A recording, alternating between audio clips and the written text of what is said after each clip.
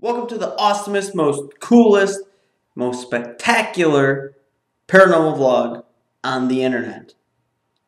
I'm not really sure why you would have a paranormal vlog anywhere but the internet.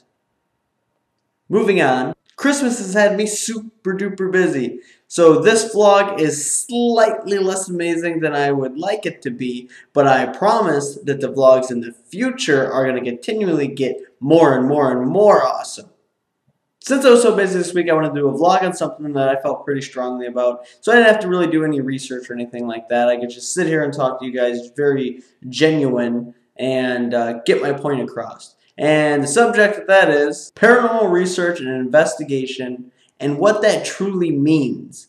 When you call yourself a paranormal investigator or a paranormal researcher, you need to actually do both those things, research and investigate. You have people who don't actually do either of these things and still tag themselves as a researcher and investigator. You need to be able to put a name on that subject you're looking for if that's the type of activity that you're looking for. If you're going to a house and this house is apparently haunted by a female apparition, I think it's pretty important to do some research and see if maybe you could find some deaths or some female apparitions that link to the house. That could possibly give you a name. And a name could possibly draw up some activity, and that could possibly give you some evidence. And that's what we're after, evidence. And that's where the investigation comes in. So you did your research, you've got your subject, and now it's time to investigate. Now it's time to actually go into that location and use the data that you gathered through researching to thoroughly investigate this place and try to draw out any paranormal activity and gather some evidence. Makes sense to me. What is research? Systematic investigation into and the study of sources and materials to establish facts and reach new conclusions. So let's use orbs for example. A lot of people post up pictures and videos of orbs and present them as paranormal evidence. It's not evidence. You cannot prove anything. I'm not saying that orbs are not real, but I'm saying that you cannot draw a line between orbs and dust. Therefore, you do not have evidence. You do have data. So what should you do with this data? You should take this piece of data and research it. You should collect more data, as much data on this subject as you can, and then take all the data you have and try to draw a line between what an orb is and what a piece of hair is, or what a piece of dust is, or water vapor. And then once you have reached a conclusion of what the difference is through your research, then you can present it as evidence. Now I'm going to give an example of what some people do to appear as if they have studied their data and to try to convince you that they are presenting you factual evidence. What this person will do is they will capture an orb on video. Then when somebody says, "This is not an orb, this is a piece of dust," they'll say, "Oh no, it's got an intelligent flight path." It seems like a logical reason to exclude it from being a piece of dust.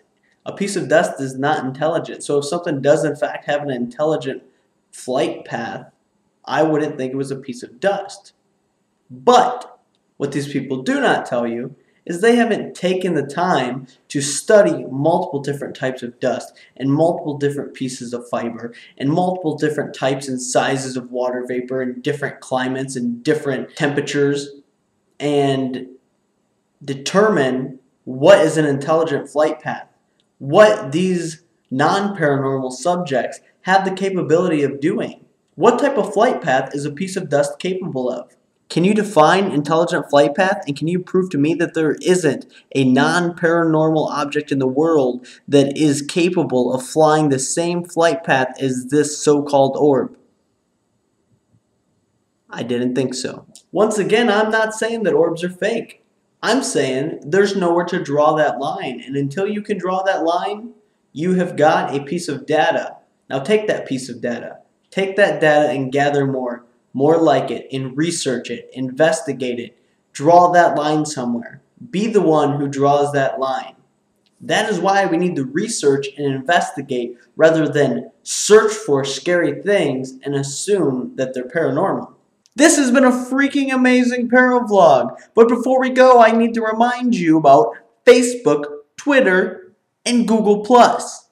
The links to all those are down there, down, underneath. Look down there. There's links. You gotta click them. Even though we have these videos every single Monday, there's some things that I cannot squeeze into the vlogs. So all of my vlogs get posted up in the ParaVlog section underneath the blogs on our website. I will link you to that blog below, and I post up there through the week, and you can check out a little bit behind the scenes, a little bit more detail about the things that I'm talking about, interact a little bit better.